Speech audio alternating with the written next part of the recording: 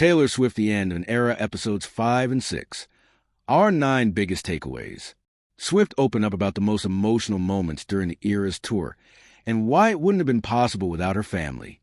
Episodes 5 and 6 of Taylor Swift: The End of an Era docuseries landed on Disney Plus on Tuesday, December 23rd. The new episodes focus on some of the most emotional moments of the Eras tour, both for Swift and other members of the tour family.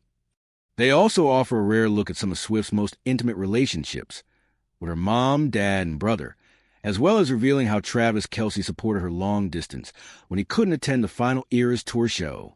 The final 2 episodes of Taylor Swift: The End of an Era docuseries are officially streaming on Disney Plus, and earlier than originally expected, in a move that felt true to the steady stream of surprises from the record-breaking tour's 21-month run. Swift announced last week that she was moving up the release of the final installments as a holiday gift to fans. In those last episodes, The End of an Era delves even deeper into Swift's most intimate moments and relationships, showcasing the mix of intense vulnerability and sincere gratitude that shaped the Eras tour at every level. In Episode 5, Marjorie, Swift and several other members of the Eras tour family remember their lost loved ones. In the series finale, Remember This Moment, Swift reflects on what it was like to live at the center of a cultural phenomenon and to carry the weight of the expectations that came with it.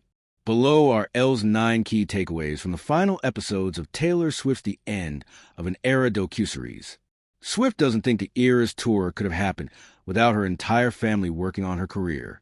Taylor Swift may be the person performing on stage to thousands of fans, but the singer says her success has been a team effort, from her earliest days playing guitar in her room all the way through the Eras tour.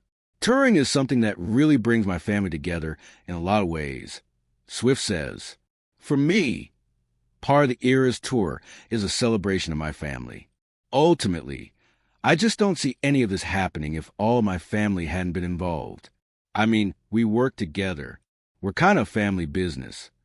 In the episode, Swift says her music career has been a family business for 20 years, and that her parents, Scott and Andrea Swift, didn't know anything about the music industry in the beginning. In an industry as cutthroat as the music industry, learning hard lessons and experiencing ups and downs and triumphs and failures, it was a huge challenge for my whole family. She says of the sacrifices her family made to support her career over the years. But everybody was so locked in for my whole life. They all banded together to be like, "No, she wants this. We want this for her."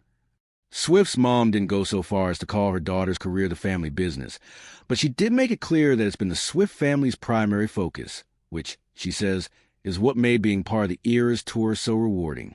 "It's incredibly fun, but mostly it's a way for us to be together as a family and to sort of honor this thing we committed our entire lives to," Andrea said of joining Taylor on the road. Swift's ability to mash up her songs bewilders even those who know her best.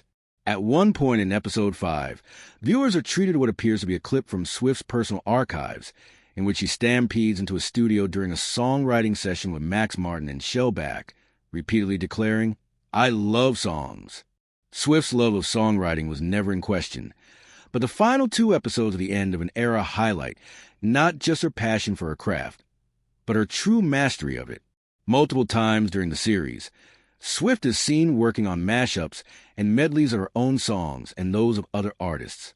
Her ability to slice songs into pieces and weave them back together seamlessly isn't just impressive to fans, but also to those closest to her, including fellow musician Gracie Abrams. When the 2025 Grammy nominations came out during the final weeks of the Eras tour, and a song the pair had written together, Us, was nominated, Swift suggested celebrating by performing a mashup of the collaboration and her 1989 song Out of the Woods. "Hey, dude, I have a cold, so I'm just gonna, briefly go through it." Swift says in a phone call with Abrams about the planned mashup before describing and playing parts of her vision for the song's complicated structure, full of double choruses and double bridges, and a kind of magic that makes the 2 songs sound like they were always meant to be one. "It's just insane," Abrams says to her tour manager, Mackenzie Dunster, of Swift's ability to chop up 2 to 5 songs and make them all work together. Something Swift does so easily that Abrams jokes she can do it in her sleep. Abrams adds, "She's just a mastermind," before joking that she needs to write the structure of the song in Sharpie on her arm for the concert. Later, in Episode 6, Swift's song weaving gets even more intense as she prepares a medley for the final Eras tour show that captures the mood of the night. It goes Long Live verse and chorus, New Year's Day verse and chorus, the manuscript bridge into Long Live bridge, into the down verse of Long Live, into Please Don't Ever Become a Stranger Whose Laugh I Could Recognize Anywhere, and a Hold On to Memories, They Will Hold On to You, into Long Live chorus, but slow down a halftime, with a New Year's Day chords underneath it, into the last verse of the manuscript, she explains. Okay, that's complicated, her mother replies, seemingly on behalf of everyone watching the docuseries and trying to keep up with Swift's Olympic-worthy medley gymnastics. Marjorie became the emotional core of the Eras tour for crew members coping with loss.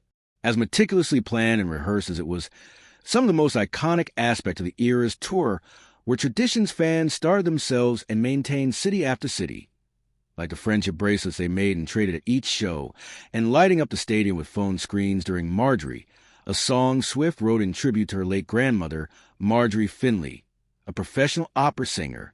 The haunting performance, which includes recordings of Finley's vocals, was always destined to be one of the most emotional moments of the night for both Swift and her mother. During the tour, she does Marjorie, and I said to her, God, Taylor, I don't know if I can make it through the tour crying every night when you sing that song. It just gets me. Andrea explains. It started off as something very simple. We didn't even have lights prepared for that song. We didn't know the fans were going to honor it with the reverence they do, holding their phones up. The Swifts weren't the only ones who got emotional during Marjorie. Several members of the touring company who had lost loved ones shared that they felt a personal connection to the song and found it difficult not to get emotional when it appeared in the set list. We do Marjorie every night. I think about family, Mike Meadows, the tour's co-band leader, shared. My dad passed away last year.